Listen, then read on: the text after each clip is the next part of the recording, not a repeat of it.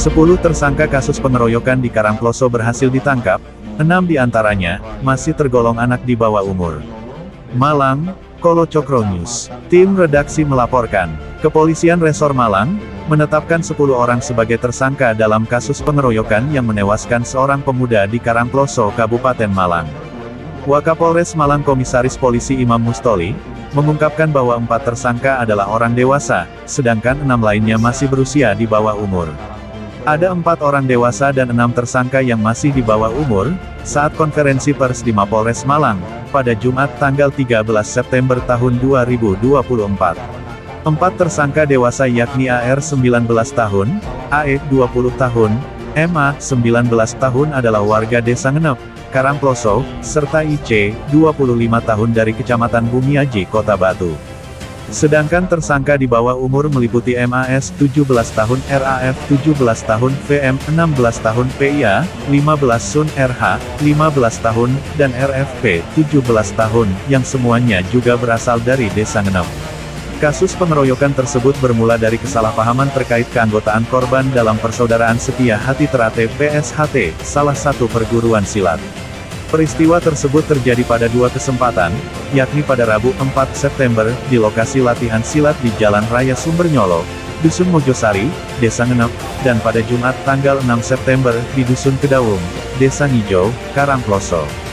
Kejadian bermula saat korban, Asa 17 tahun, warga Kepuharjo, Karangploso, mengunggah foto dirinya mengenakan atribut PSHT di status WhatsApp.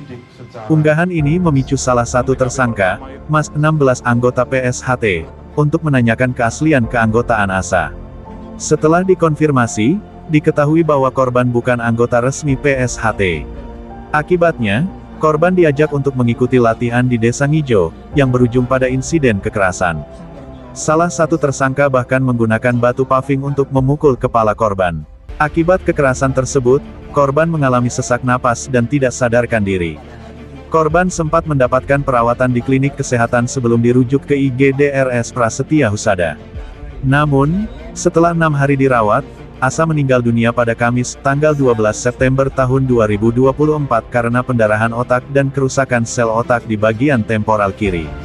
Korban dirawat selama 6 hari, namun dinyatakan meninggal dunia pada Kamis, tanggal 12 September tahun 2024, jelas Kompol Imam. Kasat Reskrim Polres Malang, AKP Muhammad Nur, menambahkan bahwa para tersangka memiliki peran yang berbeda dalam pengeroyokan. Penganiayaan dilakukan dengan memukul ulu hati, kepala, dan tubuh korban. Pada insiden pertama, korban sempat mendapat pukulan di bagian tangan dan kaki, namun masih bisa pulang sendiri. Namun, pada insiden kedua, korban tidak bisa bertahan setelah mengalami banyak pukulan di kepala.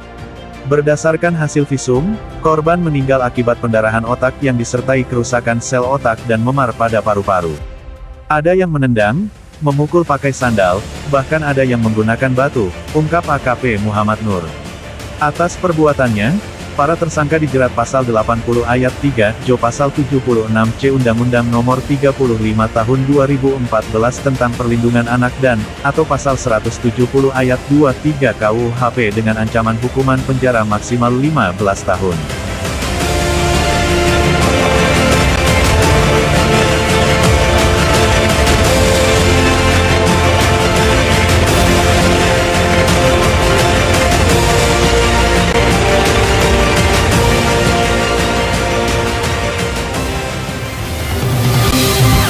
Untuk info selengkapnya, Anda bisa kunjungi www.kolocokronews.com.